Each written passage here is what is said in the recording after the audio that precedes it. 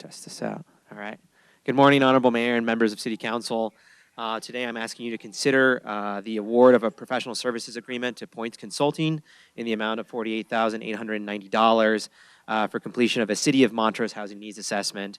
If you'll recall, back in December of 2021, we applied for a DOLA Innovative Housing Strategies Planning Grant, and this is after receiving approval on Resolution 2021-2025.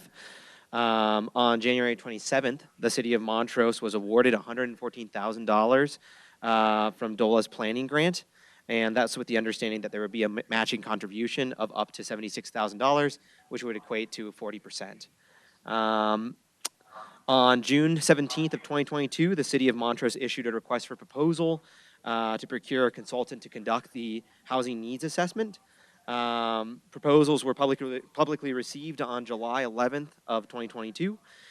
Each was evaluated by City of Montrose planning staff as well as staff members from community housing organizations.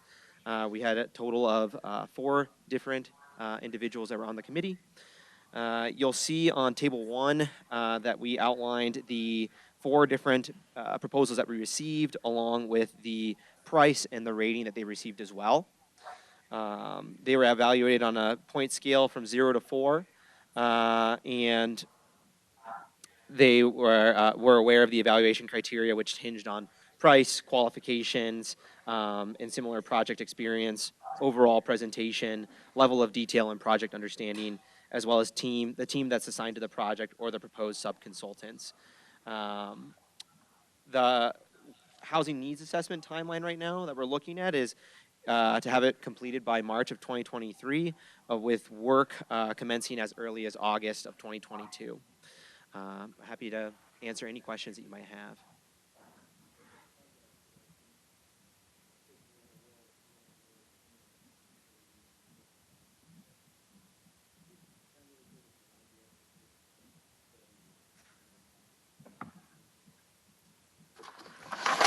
Yeah, absolutely. So it's going to assess the current housing conditions and needs.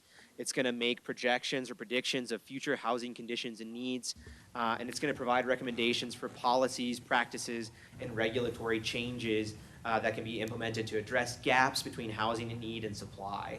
And so one of the reasons that we're looking at a housing needs assessment is because it's considered best practice. It's being conducted across not just the state, but also across the country in different communities. But because there's also different organizations that have asked for this information. They've reached out to the city, whether it be private developers or nonprofit organizations, asking, hey, what's the supply look like? What does the demand look like? What, families do our needs need to cater to, perhaps? And so this housing needs assessment will address a lot of those different issues, or not issues, but questions. So it goes beyond just anecdotally feeling like we know we need more housing to actually putting some data behind that'll help us make data-driven decisions. Absolutely. Will, you didn't mention grants. I'm wondering, one of the reasons we did this similar thing with the early childhood education is we knew we needed more child care, but we did the study and we learned that it was true. And that data has allowed some local organizations to go after grants. Are there any grant opportunities for us, or perhaps to developers from the state, something that this spend will result in money back, will have a return on its cost? Yeah, as part of this Innovative Housing Solutions grant program the state is offering, if we do complete a housing needs assessment and adjust some of our policies based on this housing needs assessment, it will open up available dollars with DOLA. But I think to your point, not just for the city, but also for some of the other organizations that exist in our community, being able to have that information at their fingertips should also create some stronger applications, being able to demonstrate that not only is there a need that's been researched and evaluated, but it's also been researched and evaluated by the city, and so lending a certain degree of importance from the city's perspective. Thank you. One thing we noticed is that the city has our ARPA money being budgeted toward helping with some of our housing needs. And so I think this is going to give us a little bit better idea of where we can allocate that funds to the best use. Is there anything maybe you want to say about that, Ann? No, I would just say that's exactly correct. There's already some money allocated for housing, and I think that this study will help council and community members understand where we could make the most impact and where the most impact is needed, either with additional ARPA money, city funds, or like Councilperson Bynum noted, which grants we should apply for to make the most impact. Thank you. I don't know who to ask this question, but was there any kind of a study like this done for the comprehensive master plan, or was it not needed? Through our comprehensive planning process, we identified that we do need a study like this. We used data, which is good data, available from the Department of Local Affairs, demographic data, and Ross has done a lot of work with that information to put together the broad goals for the comprehensive plan related to housing. And then this next step is really implementing the comprehensive plan and taking it one step further to understand exactly what's needed. So I would say this is maybe step 2 for that section of our comprehensive plan related to housing. Thank you. Mm-hmm. Mr. Reed, do you have any questions? Councilor Reed, can you hear us? I can. I have no questions. Perfect. I'll just note one more thing, if it's okay. And I'd like to thank Ross for including community organizations in the evaluation of the applicants, because this is a big project for the city, but it's also a big project for our community. We hear community organizations ask us about it. They're excited about it. So thanks, Ross, for including people so that this feels like a community effort that the city, we applied for it, but it's by no means just ours. Everyone will be participating in it. Very good. All right, thank you. Thanks. Our next item is special events alcohol permits for upcoming events, and this is City Clerk Lisa Del Piccolo. Thank you, Mayor Frank. We've received in the last few weeks 3 applications for special events permits to serve alcohol in conjunction with street closures. The first one is for our Funk Fest event on August 13th. Apollo Road will be closed in conjunction with this event, and the applicant for the permit is Montrose Rotary Club. Because of the timeline, I have put this one on the agenda for tomorrow night as well. Black Canyon Rotary Club, sorry about that. And then the other 2 that I received, MATA is having a 50th anniversary fiesta, and they're planning to close South 6th Street in conjunction with this event. And then Business After Hours is having an event on North Uncompahgre between Main and North First on August 25th. And all of them have been posted. The applications were included in the meeting packet. And the other 2, the MATA event and the Business After Hours event, if council agrees, we could put those on a consent agenda for the August 16th City Council meeting. But I'm happy to answer any questions you might have. Mr. Uleberry? Just what's Block 93? I've seen it on a few other things, and I just haven't found out or figured out where it was. So Block 93 is the alleyway behind where Chuck's Auto Glass was, and he's recently sold that, but there's a parking lot there, Chuck's Glass, and then the alleyway in between all of those businesses. That block is Block 93, and starting probably with COVID, maybe 4 years ago, feels like, the DART committee, Downtown Main Street Program, started meeting with businesses in the area over there. Some new businesses have come in the last several years that want to be more active and hold special events and gatherings there just to kind of activate that corner of our Main Street downtown. And so when you hear things, the Block 93 project or the Alley 93 project, there's some designs out there from a few years ago where it talked about redoing the alleyway, redoing the parking lot, putting in some electricity for food trucks and some better lighting in that lot just to make it a little safer. We also had some safety concerns with neighboring businesses after hours, people wandering. There wasn't a lot of lighting back there, and so it's a design beautification project, a public safety project, and just a gathering space project. And so that's what we're talking about when you hear Alley or Block 93. And at the DART meetings, we'll be continuing to talk about that. Right now in the preliminary budget for next year, we're putting that on hold again until we have some grant funds to come in. But the sewer work is being proposed in the budget that you'll see soon, because the sewer is collapsing in that alley. So it'll be a major sewer project, but later would come the repaving, making it all look nice with murals and stuff like that. Can art funds be used for that? Being that we haven't used all of them for this year? Yeah, ARPA funds can be used, the way it's sitting right now, it can be used for a variety of things. Because we're under the 10 million threshold, we just want to try to avoid spending so much in one year that it would require a single audit, because it's extra cost and things. But right now we have quite a bit of ARPA money left unobligated. We have the projects that we've talked about previously, the Maslow project to add 70 child care slots out at Colorado Outdoors. We have the MRD's Northern Satellite location. We have the housing project near the rec center. I always forget the name of that one that you were just referring to. What's the name of that again? Residents at Dry Cedar Creek. Residences at Dry Cedar Creek. Thank you. You almost forgot to. Can I ask you? So a variety of things already. Right. So yes, it could be used. Can We're I not ask you quite to there do me a to know if favor? we need to use that yet. So we don't take up the council's time, could you send me that in a memo as to what those funds are, the plans for those funds? I know previously you've probably discussed those with the council, and I haven't found any information on the internet to let me know what they're what they're for. But if you could just make me While we're just a sitting here, I'll little send you list. that updated list. Okay. It's just a running document that we're But filling. that's- The that'd Block be fine. 93, we've also had some great community events there. We had a concert and a beer garden, and the community response to that space being activated was very, very positive. And I'll give you some council background on the ARP funds. It started with the CARES funds, and staff came to council and asked if we wanted to approve each dollar that was spent from the CARES fund and then the ARP funds.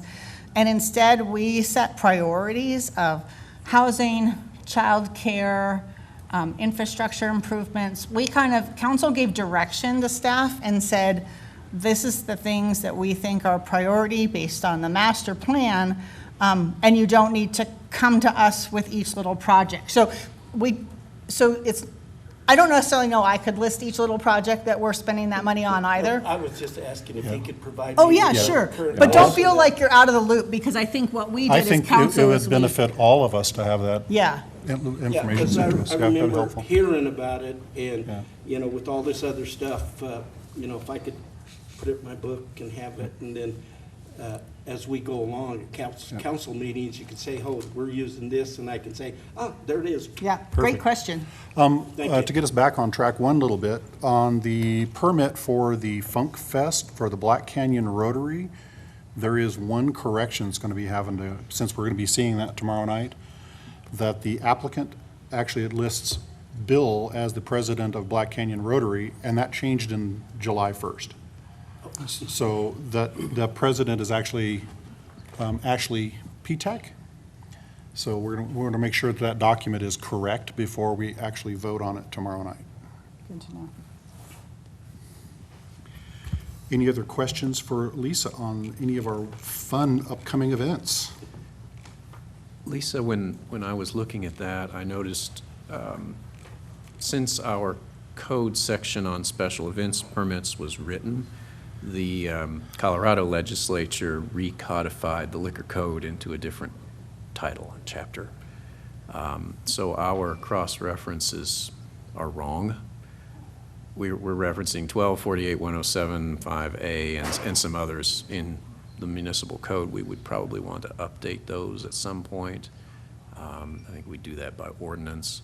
I don't think the substance changed. It's just the cross-references to the state liquor code.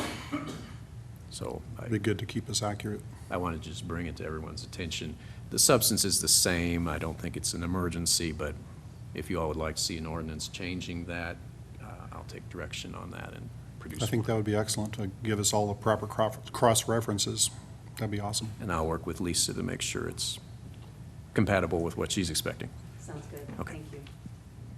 All right, any other questions for Lisa? Seeing none, we have general city council discussion. I don't have anything today. Mr. Reed? I have nothing.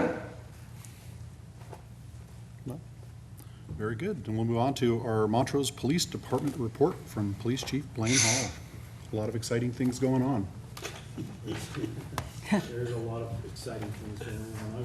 I wanted to come to work session today and just give you, all of you, our updated stats. That'll probably be important. Thank you. Wanted to come to work session today and give all of you our updated stats from the police department. I'll maybe take a phrase out of what Shaney says. It's kind of a sunshine report with some clouds, definitely, for sure. So I think overall we're seeing drops in our property crime, which is great, especially in the realm of our thefts. We're down 17%. I will say, though, that when you look at the stats that we sent to all of you, be real careful about just looking at the percentages alone. That can obviously paint a great picture or a really terrible picture if you're up 100% or down 100% when you've actually only had a change of maybe 3. Although it's great to be down 75% in robberies when we had 4 at this time last year, and we only have 1 this year, knock on wood. But we definitely are seeing some increases in our persons crimes. We're up a little bit in our assaults. Our sex assaults are staying the same, but we have had a substantial increase, in my opinion, in our public peace and disorder crimes. So that's your general disorderly conduct and your harassment. Some of those do tie into domestic violence, and you can see a slight increase there. But overall, which I'm proud of, is that our felony crime and our misdemeanor crimes are down, and in both categories, and especially our felony crimes. When you think about how time intensive those are to investigate, we're down upwards of 40 to 50 felonies, and down in misdemeanors by about 100 misdemeanors. So our total incidents were down overall by about 11%, and so that means that our officers have a little bit more time. Some of the things that our officers have been doing to fill that time, which has been very necessary, is getting our summer police academy up and off the ground. So a lot of our officers have been involved in lesson planning and things like that, which now that it's up and off the ground next year should be a much easier lift. So overall, felony and misdemeanor arrests, we are down a little bit, and that corresponds, I think, with the number of felony and misdemeanors that we've had reported. I will end, though, with probably what I would consider our most concerning stat is our drug arrests, which is good because we're finding them are up by 30%, and that equates to right around 30 more drug arrests, which it's not the marijuana, so that's our fentanyl and that's our methamphetamine. I attended a presentation from Brian Rumbaugh here 2 nights ago, and our drug task force, which I'm proud to say is now up to 32 federal indictments out of the Grand Junction AUSA's office. And I think you all probably saw the latest press release where our individual who was coordinating a lot of the cartel effort here in Montrose just received a substantial federal prison sentence, which is awesome. Lastly, I think a concern that I have is our weapons crimes, and especially our firearm-involved crimes have substantially increased.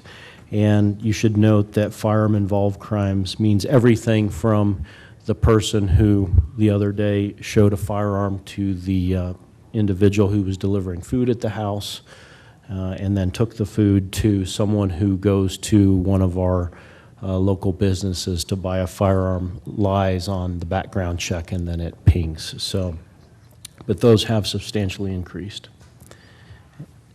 Lastly, our use of force. I think as a result, when you have your person crimes increase, you're going to see an increase in use of force. We're up to 29 uses of force, but when you compare that to 14,400 and I think 99 total incidents that our officers are involved in, I still think that that's pretty good. And then with our addition of Drew Sanders, our mental health co-responder, you can see those co-responder and mental health referrals increase substantially, which is, in my opinion, awesome. So I won't go through animal shelter or code enforcement unless you have specific questions, but I'm happy to take any questions. Could you just briefly, and I mean briefly, Sure. Tell me what the co-responder referrals and co-responder responses are? Absolutely. So Montrose Police Department has a partnership with the Center of Mental Health, and the center received a grant from the state of Colorado to employ 2 co-responders. We have one right now. His name is Drew Sanders, and he rides with our police officers. And so when there's someone who is having a mental health crisis or is suicidal or all of the above, we are now able to directly interject that master's level clinicianist on scene to mitigate the situation. So it saves our officers a lot of time. It gets those individuals in crisis direct access to services immediately. It has been a fantastic program. Thank you. Yep. It also helps the officers because they're no longer being pulled off duty to transport someone for a mental health issue that doesn't require a police presence. Yep. That the mental health, the co-responder actually can transport them to the care facility that they're needed. That was part of the city's in-kind contribution to the program, as we applied for a grant and were able to get a vehicle for the co-responder. And so now the co-responder, if it's necessary and the person needs to be transported to the hospital and it's safe, reasonably so, the co-responder can do that, and it keeps our officers free on the street. So yeah, it's a good program. Thank you. I was just curious. Mr. Mayor? The percentages were pretty high. Sure, yeah. Yeah, no, the reason that they're high is because we did without one for almost a year prior in 2021, and we felt it. Mr. Reed, you had a For question? sure. Dave, did you? Mr. Mayor? Yes, did you have a question? Yeah. Can everybody speak into their microphone? I'm having a difficult time hearing those who aren't speaking directly into the mic. Absolutely. But I do have one question for the chief, if I might. Go ahead.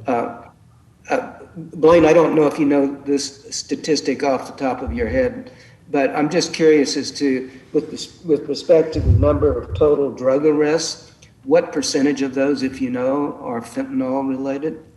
I don't know the number of percentages from that felony drug arrest category, how many of them are fentanyl related. I can tell you that our officers are seeing it quite a bit more than we did last year. So in comparison to last year's stats, I'm sure that the fentanyl represents a higher number this year. Thanks. You bet. Any other questions for Chief Hall? Seeing none, we'll move on to other staff comments. Got one more too when Excellent. Chief, When you're go ahead ready. while you got the microphone. just Jim and I wanted to talk about the police building and some of the milestones that we received just this last week. We received our TCO, which means that's our temporary occupancy permit.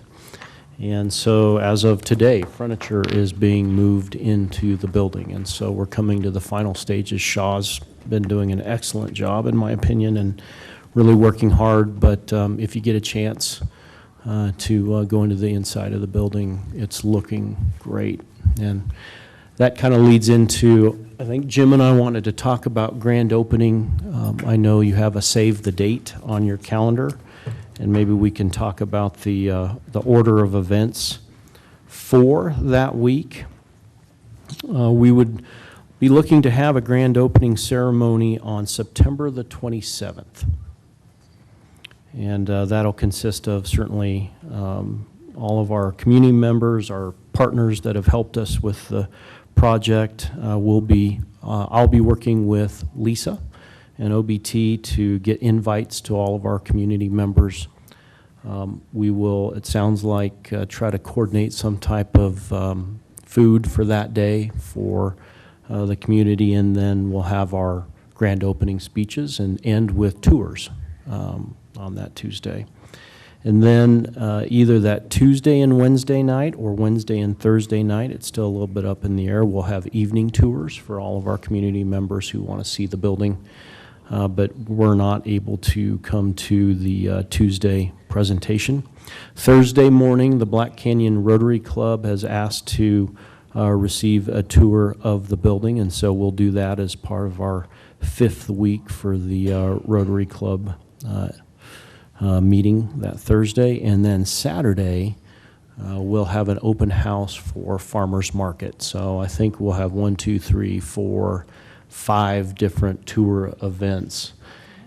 And then I also wanted to ask, are you all aware of anyone else who might be attending our grand opening or have had any communication? Yes. Yeah, the governor's office has asked for a time on that afternoon, and the AG's office has said, unfortunately, he can't be there. Okay. All right. We'll talk about that tomorrow. I wanted to get on our internal department head agenda, so we'll let you know. And is forum still on your Oh, schedule I'm too sorry. for Wednesday morning? Yes, I Okay. should not have forgotten That's about okay. forum. So that Wednesday morning, we will also have forum hosted in the community room, and then in that with a tour as well. And also State Senator Corum and Representative Catlin have been invited. Great. So we're all just going to kind of wait. I told everyone that we invited the AG, the governor, all those, that as we get more accurate time schedules, we'll send those on to them as well. Sounds good. Jim, do you have anything you want to? Nope, you said it well. Add? Okay. Okay, any other All right. staff? Scott? Thank you. I'll chime in on Woodgate for the last time ever. Hooray! Woodgate's open, so open it up on Friday. You may see we have temporarily closed Imogene, which was kind of the primary route that if people were trying to avoid the lighted Elk Grove or going through the neighborhood. So just to help people know that it's open and the neighborhood has expressed interest in understanding what that looks like for them because they've asked for it to be closed long-term too. So this kind of helps us try before you buy, anything like that. So we'll probably leave that up for the week, but if you hear or see any questions or get any questions of why, that's the why. But I was curious if, so it is open, but curious if anybody wanted to have a little ribbon cutting or anything like that. We can schedule something like that while we're all here.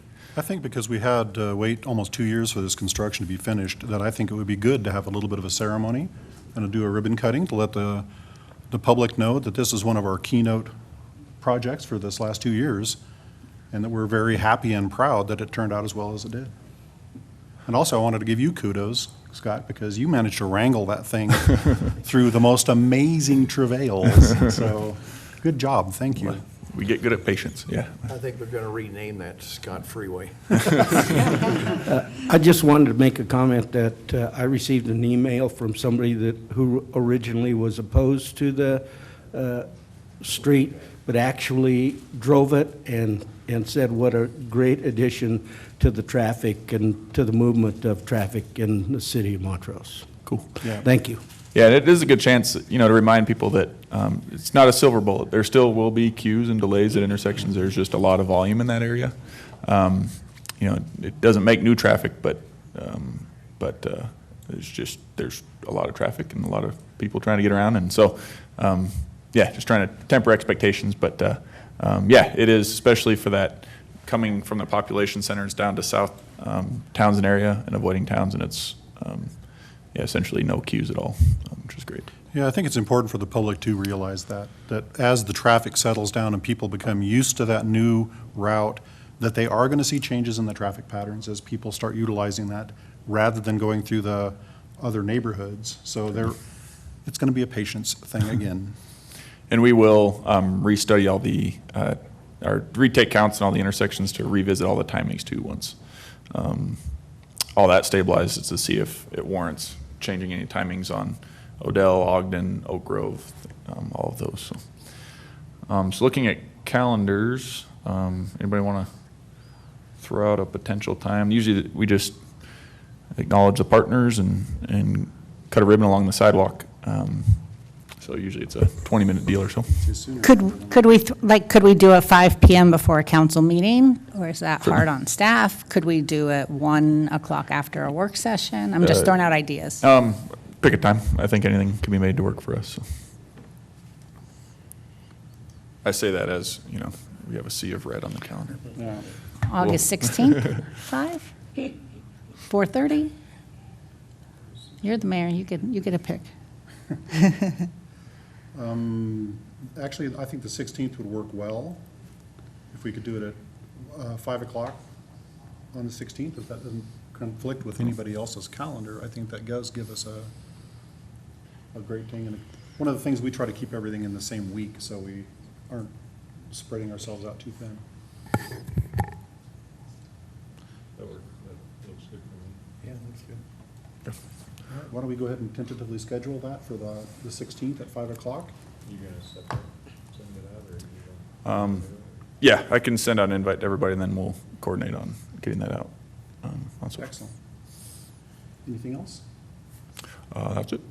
Perfect. Oh, I guess Townsend Overlay, I think got a couple of rain delays, but they should be done the week of, not far out, maybe by the week of the 15th of August, which is pretty quick. Once they start putting back down, it goes pretty quick. And I know we have a lot of other of our road renovations and construction going on as well. Our city crews are out there working very hard, getting our streets in better shape, so. Yeah. Any other staff comments?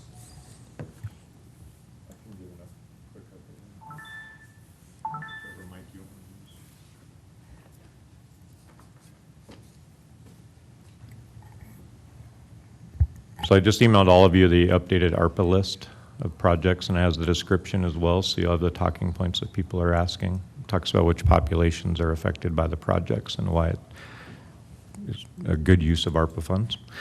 So let me know if you have questions on that. I just emailed that. And then just want to give a shout out for the AJGA tournament that's here in our community. We were over at the Bridges yesterday, and it looks like there's about 59 boys and probably 30 girls in the tournament, and that's the American Junior Golf Association. So there's kids that have flown in from other countries to fly right here to Montrose and play golf and try to compete at the national level. So it was amazing to watch some of those kids that are here. Today they're having kind of a pro-am with the major donors of the event and the kids, and then the formal tournament starts tomorrow and will go Tuesday, Wednesday, Thursday. Last year, for anybody who didn't attend or hear about it, the Bridges record was broken by a high schooler who was about to go play at the University of Arizona, shot 11 under in one day.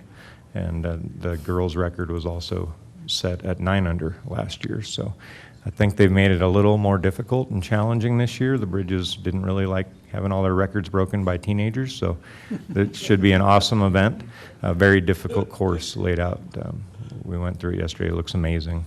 And so last year we had a lot of community members participate by going and watching and cheering on the kids, and we just encourage our community to do that. We have a booth set up with our Office of Business and Tourism, welcoming people and giving them visitor guides and relocation packets, chapstick, sunscreen, all those types of things. We actually get a lot of people that have never been to Colorado, and a lot of Denver people who've never been to Western Colorado. And they've learned that Montrose is a great place, and some have actually looked at buying houses from last year and have come back. So it's a really fun event, and that's something going on this week. Very good.